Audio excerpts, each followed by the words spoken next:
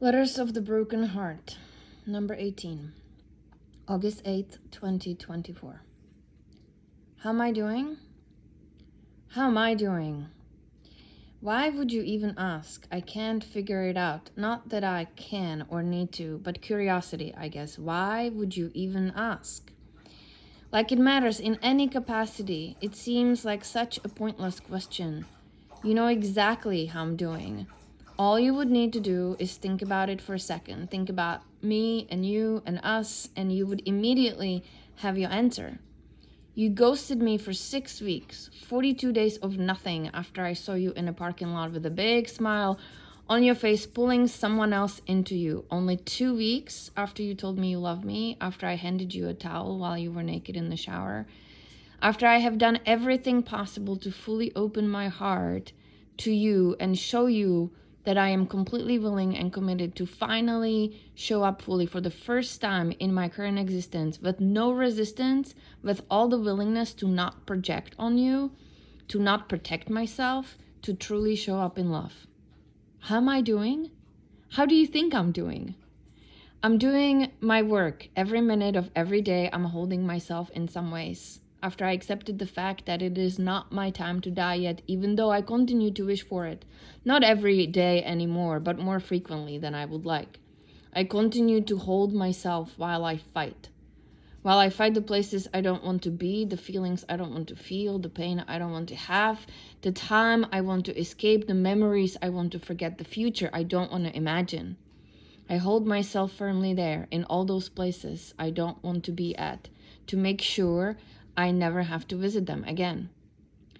Mostly though, I feel shattered and paralyzed, completely fragmented, unable to move, to accept, to let go. So I just sit there and wait, watching the ego scream and tear down, watching it pull up all the fears and insecurities, watching the attacks that's trying to launch, the sideways it's trying to use to convince me that I will never survive this, that I will never come out of this, that I will never recover, that I will never be loved, and that I will never love the way that I love you. That I will be alone, that I will be alone because I don't deserve anything lasting, because life is nothing but grind and blood and sweat and tears and suffering, and ultimately nobody cares. Nobody gives a shit. And that's not true because I do. I give a shit. I always give a shit about anyone suffering. Why? Why do you ask? You already know. Regardless of how long you haven't seen me or spoke to me, you still know me better than anyone. You know how much this hurts. You know where I hurt. You know what will hurt me the most. And you don't care. No, you don't. Because if you did, in any capacity, in however minimal and limited capacity, you would check in. You would have a kind word for me. You would find some empathy. But no, 6 weeks of silence and you text sorry for the massive delay in response. Massive delay. That must be the understatement of a century. Massive delay? That's your reality?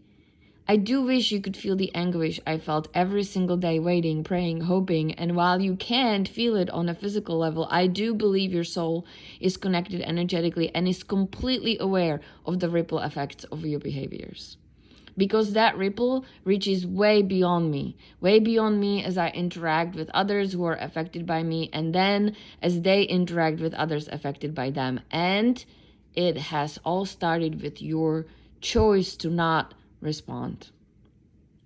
And then, for whatever reason you came up in your mind and justified somehow, 6 weeks later you decided that it was a good idea to respond like nothing happened.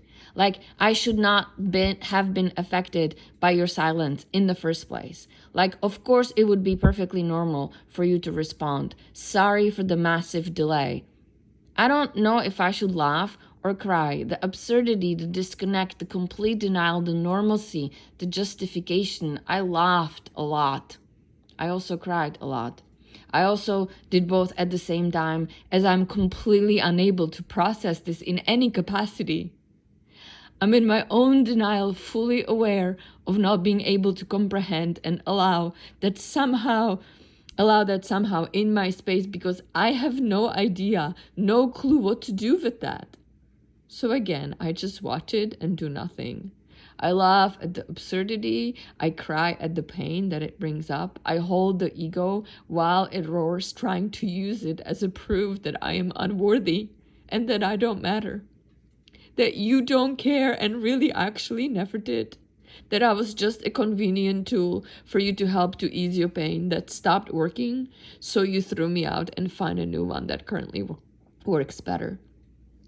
And then there are all the other things that want to show me that you did care and you did love me, but that makes everything wrong, because if it did matter, if it meant something, what is happening now would not be existing in the capacity that it currently exists, right? It's not possible. Not in my reality, not in my world yet. It's happening. How am I doing?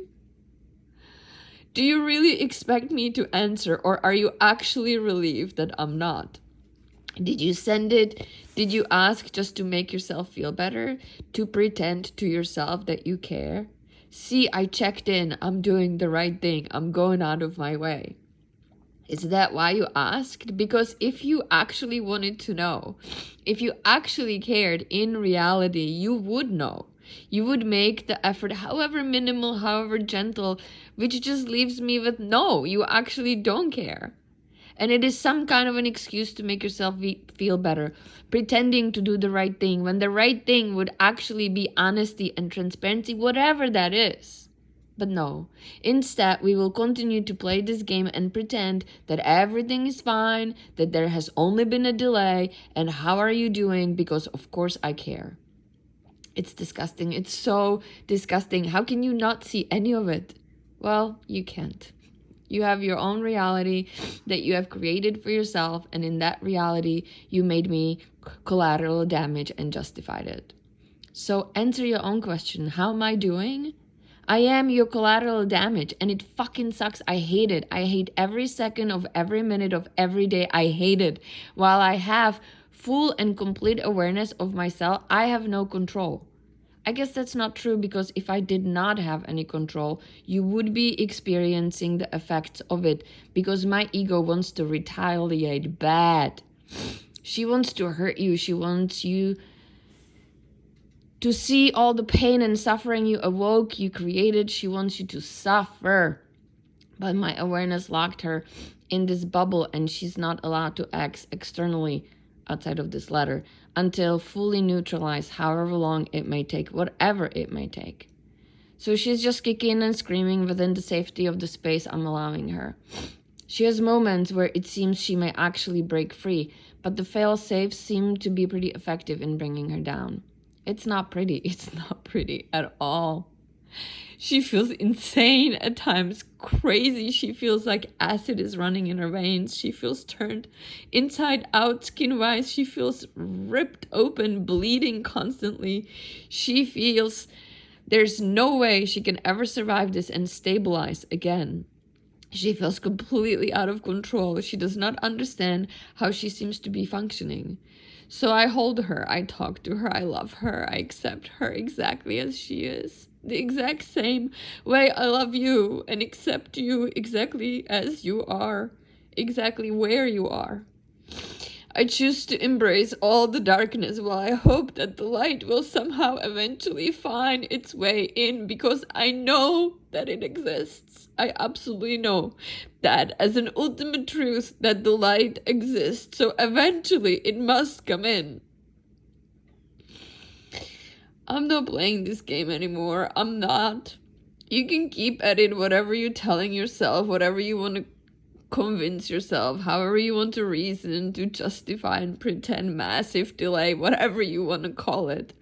Whatever you need is what you need to get wherever you go, to see whatever you need to see, whenever you're ready to see it. It's all good. You do you. I will continue to love you regardless. There's no doubt in my mind that I would ever stop.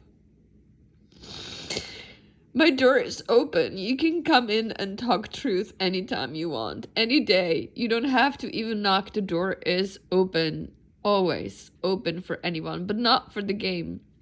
Not for pretending, not for excuses, not for dishonesty, not for justification. For fear, yes.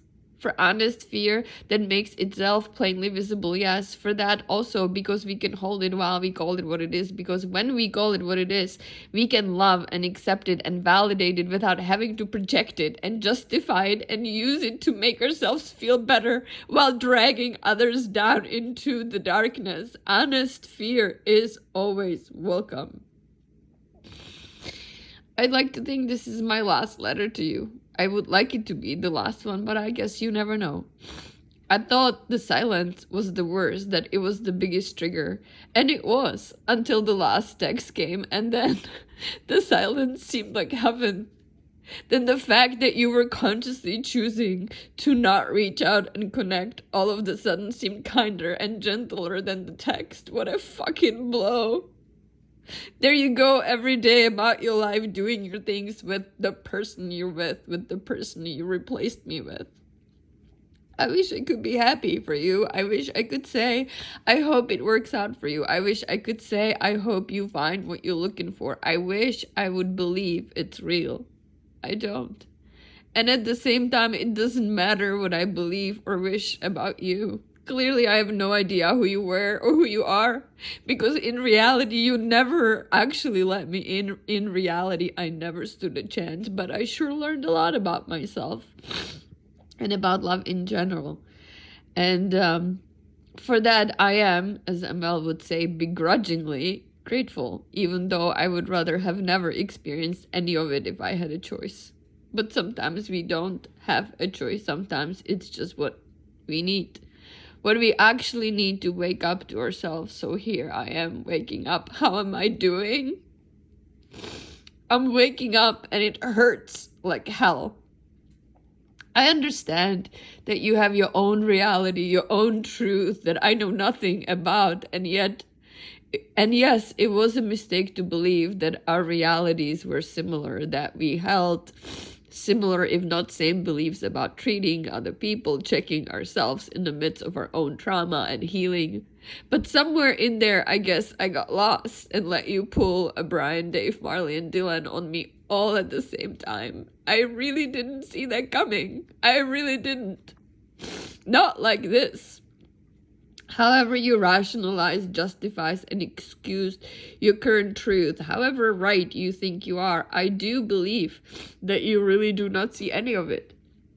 I really do, because if you did, I cannot believe you would make some of the choices you made. But again, it could just be me, the endless believer in people's ability to be good and find kindness in any circumstances, regardless of how dark, how deep, how wounded, how traumatized, regardless of I can't, I'm not capable, or I should or I shouldn't. I don't give a shit what you are not capable of or how much you are drowning at this point. That much more reason to check yourself. It would have been so easy. No, not easy. Simple. It could have been so simple. Everything from the very first text, everything from that moment to the very last. Including not a single word to ML.